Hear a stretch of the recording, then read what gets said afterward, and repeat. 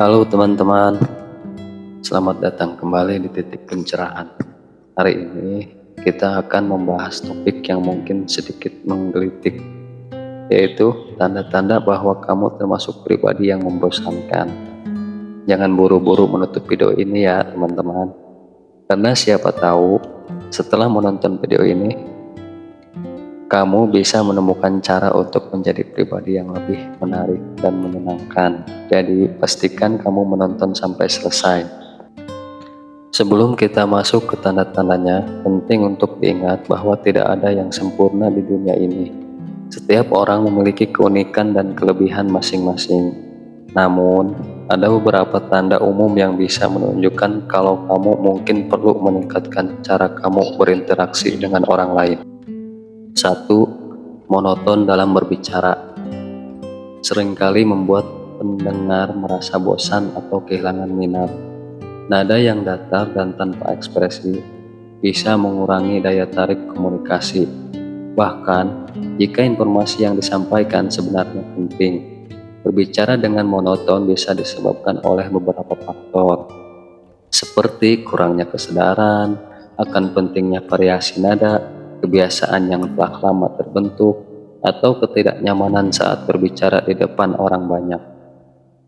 Untuk mengatasi hal ini, ada beberapa langkah yang bisa diambil. Langkah yang pertama yaitu kesadaran diri. Mulailah dengan menyadari bagaimana cara kamu berbicara. Cobalah merekam diri kamu saat berbicara dan dengarkan kembali. Perhatikan apakah ada variasi dalam nada sesuara, kecepatan berbicara, dan penggunaan jeda. Langkah yang kedua, latihan intonasi. Latihan intonasi dapat membantu kamu meningkatkan variasi nada dalam berbicara. Bacalah teks dengan keras dan cobalah untuk memberikan penekanan pada kata-kata tertentu. Mainkan nada suara kamu agar terdengar lebih menarik. Langkah yang ketiga, perhatikan emosi. Saat berbicara, pikirkan tentang emosi yang ingin kamu sampaikan. Cobalah untuk mengekspresikan emosi tersebut melalui nada suara. Jika kamu bersemangat, biarkan suara kamu mencerminkan antusiasme. Jika kamu serius, gunakan nada yang lebih berat dan dalam. Langkah yang keempat, berinteraksi dengan pendengar. Perhatikan reaksi pendengar kamu. Jika mereka tampak bosan atau tidak tertarik, itu mungkin tanda bahwa kamu perlu mengubah cara berbicara. Ajukan pertanyaan atau buat pernyataan yang mengundang partisipasi mereka untuk menjaga interaksi tetap hidup. Langkah yang kelima, latihan berbicara di depan cermin. Berlatih berbicara di depan cermin dapat membantu kamu mengamati ekspresi wajah dan bahasa tubuh kamu. Cobalah untuk lebih ekspresif dan variatif dalam berbicara, seolah-olah kamu sedang berbicara dengan orang lain. Langkah yang keenam, pentingnya jeda. Menggunakan jeda dengan bijak dapat menambahkan efek dramatis dan memberi waktu kepada pendengar untuk mencerna informasi. Jeda yang tepat juga dapat membantu mengurangi kesan monoton. Dan langkah yang terakhir, yang ketujuh, belajar dari orang lain. Amati pembicaraan yang kamu anggap menarik. Perhatikan bagaimana mereka menggunakan variasi nada, ekspresi wajah, dan bahasa tubuh untuk menyampaikan pesan mereka. Cobalah untuk mengadopsi beberapa teknik mereka ke dalam cara kamu berbicara. Dengan berlatih secara konsisten dan berusaha untuk lebih sadar akan cara berbicara, kamu dapat mengurangi monoton dan membuat komunikasi kamu lebih efektif dan menarik. Yang kedua, kurang minat pada orang lain.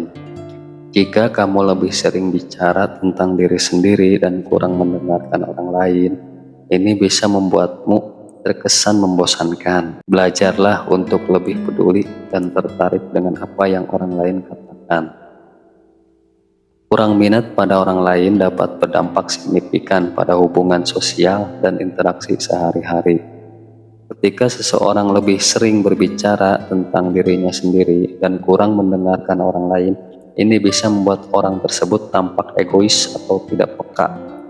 Padahal komunikasi yang efektif dan sehat adalah dua arah, di mana setiap pihak merasa didengarkan dan dihargai. Mungkin teman-teman juga pengen tahu dan bertanya mengapa mendengarkan itu penting. 1. Membangun hubungan yang lebih baik. Mendengarkan dengan sungguh-sungguh menunjukkan bahwa kita menghargai dan peduli pada orang lain. Ini membantu membangun kepercayaan dan kedekatan dalam hubungan. Yang kedua, meningkatkan empati. Dengan mendengarkan, kita dapat lebih memahami perasaan dan perspektif orang lain yang bisa meningkatkan empati dan toleransi kita. Yang ketiga, menghindari kesalahpahaman. Mendengarkan dengan baik juga membantu mengurangi kesalahpahaman. Ketika kita benar-benar mendengarkan, kita lebih mampu menangkap maksud dan tujuan dari apa yang dikatakan oleh orang lain. Yang keempat, menambah wawasan dan pengetahuan. Setiap orang memiliki pengalaman dan pengetahuan yang berbeda. Dengan mendengarkan, kita dapat belajar hal-hal baru dan melihat berbagai perspektif yang berbeda. Terus di sini kita akan bahas bagaimana meningkatkan keterampilan mendengarkan. Yang pertama, berikan perhatian penuh. Saat berbicara dengan orang lain, cobalah untuk menghindari gangguan seperti ponsel atau televisi. Fokuslah perhatian pada pembicara. Kedua, gunakan bahasa tubuh yang positif. Kontak mata, anggukan kepala, dan ekspresi wajah yang sesuai menunjukkan bahwa kita mendengarkan dengan serius. Yang ketiga, ajukan pertanyaan. Mengajukan pertanyaan yang relevan tidak hanya menunjukkan minat kita, tetapi juga membantu kita memahami lebih dalam apa yang dibicarakan. Yang keempat, jangan memotong pembicaraan. Biarkan pembicara menyelesaikan apa yang ingin mereka katakan sebelum kita memberikan tanggapan. Dan yang kelima, berlatih refleksi. Cobalah untuk merangkum atau mengulangi apa yang telah dikatakan oleh pembicara untuk memastikan bahwa kita benar-benar memahami pesan mereka. Dengan melatih diri untuk lebih mendengarkan dan menunjukkan minat pada orang lain, kita tidak hanya akan meningkatkan kualitas hubungan sosial kita, tetapi juga akan menjadi individu yang lebih menyenangkan dan menarik di mata orang lain. Keterampilan ini membutuhkan waktu dan kesadaran untuk berkembang, namun manfaat jangka panjangnya sangat besar. 3. Selalu negatif. Terlalu sering mengeluh atau berbicara hal-hal negatif bisa membuat orang lain merasa tidak nyaman. Cobalah untuk lebih positif dan melihat sisi baik dari setiap situasi. Selalu bersikap negatif dapat berdampak buruk tidak hanya pada orang di sekitar kita, tapi juga pada diri sendiri.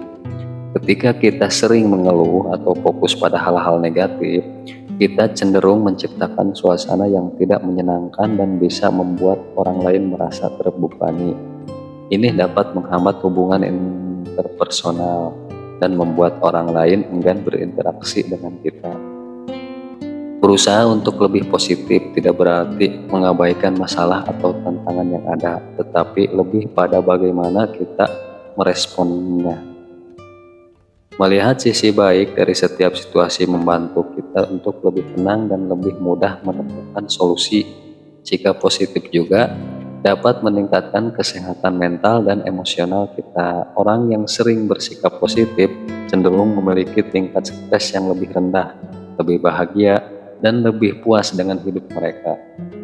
Selain itu, sikap positif menular. Ketika kita bersikap optimis dan positif, orang-orang di sekitar kita cenderung merasa lebih baik dan lebih termotivasi. Ini menciptakan lingkungan yang lebih mendukung dan harmonis. Oleh karena itu, cobalah untuk memfokuskan diri pada hal-hal yang baik, bersyukur atas apa yang kita miliki, dan berbicara hal-hal yang membangun.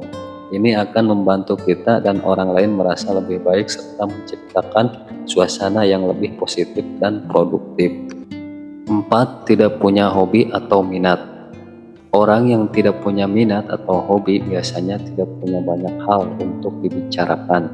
Temukan sesuatu yang kamu sukai dan kembangkan minat tersebut. Jika seseorang merasa tidak memiliki minat atau hobi, itu bisa menjadi tanda bahwa mereka belum menemukan aktivitas yang benar-benar membuat mereka bersemangat atau tertarik. Minat dan hobi tidak hanya memberikan topik pembicaraan, tetapi juga banyak manfaat lain. Inilah berikut beberapa langkah dan tips untuk menemukan minat atau hobi yang bisa teman-teman lakukan. Langkah pertama, eksplorasikan berbagai aktivitas.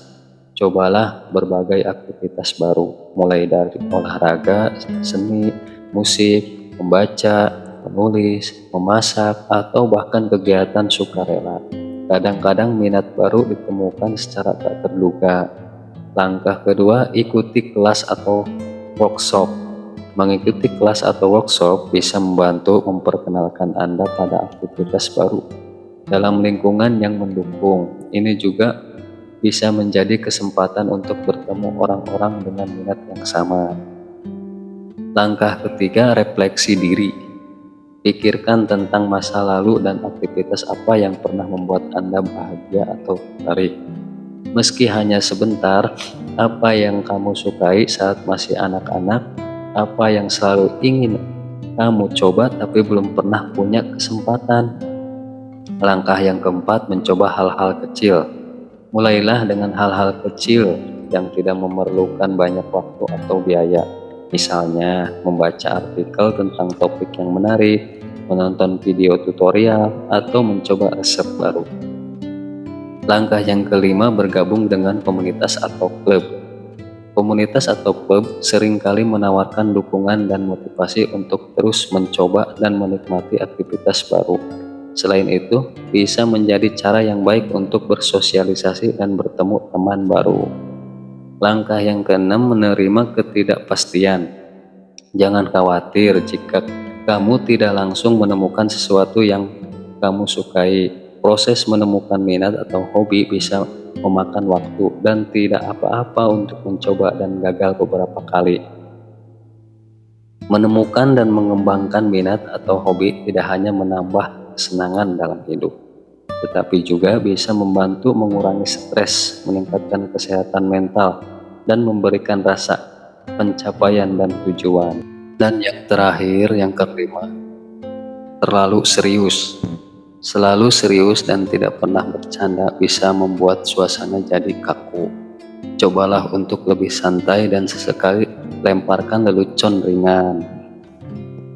Menjaga suasana yang santai dan menyenangkan dalam berbagai situasi sangat penting untuk kesejahteraan emosional kita dan orang-orang di sekitar kita. Berikut ini adalah teman-teman beberapa alasan mengapa tidak selalu serius itu baik. Yang pertama, meningkatkan hubungan sosial. Lelucon dan canda tawa dapat meningkatkan hubungan kita dengan orang lain. Ini membantu membangun ikatan yang lebih kuat dan mempererat hubungan pribadi maupun profesional.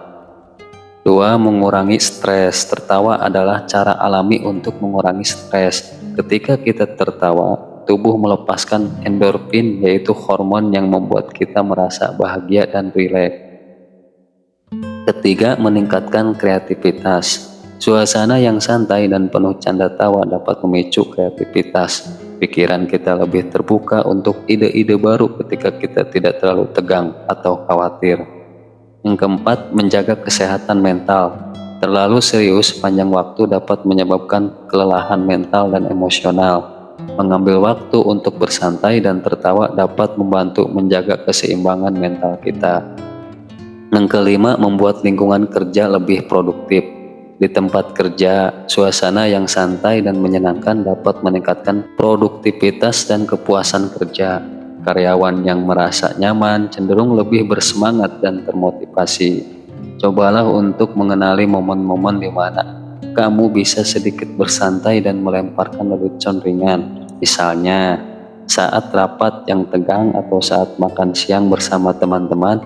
Tidak perlu berlebihan, cukup dengan sikap santai dan humor yang tepat waktu bisa membuat perbedaan besar. Nah, teman-teman, itu tadi beberapa tanda bahwa kamu mungkin termasuk pribadi yang membosankan. Ingat ya, teman-teman, ini bukanlah akhir dari segalanya. Semua orang bisa berubah dan menjadi lebih baik. Yang terpenting adalah kesadaran dan kemauan untuk memperbaiki diri. Terima kasih sudah menonton video ini sampai selesai. Kalau kamu merasa video ini bermanfaat, jangan lupa untuk like, share, dan subscribe channel kami untuk konten menarik lainnya. Tinggalkan komentar di bawah jika kamu punya pengalaman atau tips lain yang bisa dibagikan. Sampai jumpa di video berikutnya, dan semangat untuk menjadi pribadi yang lebih baik.